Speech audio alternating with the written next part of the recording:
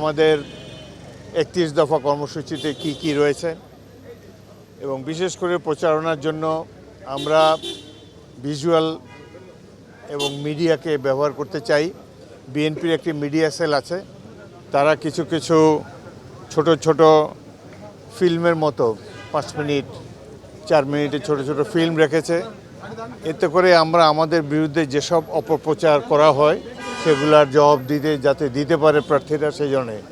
যেমন একটি ধর্মভিত্তিক দল বিএনপি সম্পর্কে নানা ধরনের প্রচারণা করে, সেগুলোকে কিভাবে কাউন্টার করতে হবে সে সম্বন্ধে বলা হয়েছে। বিএনপি সম্বন্ধে অনেক ভুল প্রচারণা করা হয়, বলা হয় যে এটি একটি চাঁদাবাজদের দল। এখানে আমাদের দলের পক্ষ থেকে একটা রিসার্চ টিম বিভিন্ন অঞ্চলে গিয়ে প্র্যাকটিক্যাল খবর নিয়ে জনসম্পৃক্ততার মাধ্যমে দেখা গিয়েছে যে এর অনেকটাই ভুয়া।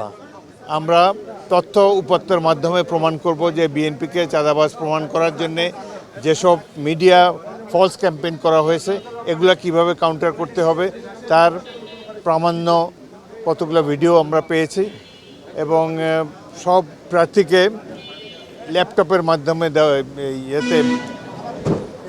পেন ড্রাইভের মাধ্যমে দেওয়া হয়েছে যে কিভাবে আমরা অন্যের অপপ্রচার থেকে প্রকৃত জবাব দিতে পারবো।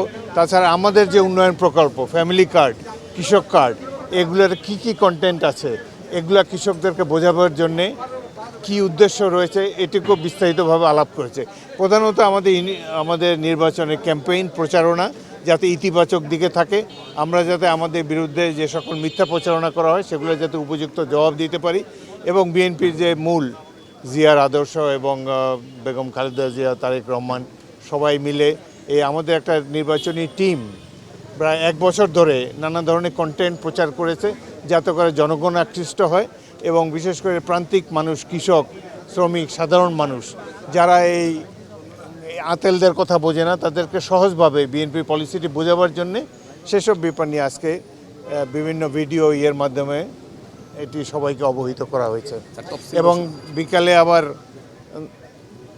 নির্বাচনে যেসব প্র্যাকটিক্যাল প্রবলেম হতে পারে সে সম্পর্কেও বিকালে সেশনে আবার বলা হবে। না, এটা একেবারেই বিএনপি প্রার্থীদের জন্য, যে কজনকে প্রার্থীতা ঘোষণা করা হয়েছে তারা কিভাবে নির্বাচনী প্রচারণা চালাবেন সে সম্পর্কে একটা ভালো ধারণা দেওয়ার জন্য, আর সবাই যাতে একই কথা বলতে পারে, দলের ঐক্য যাতে আরও দৃঢ়তর হয় সে ব্যাপারে বল।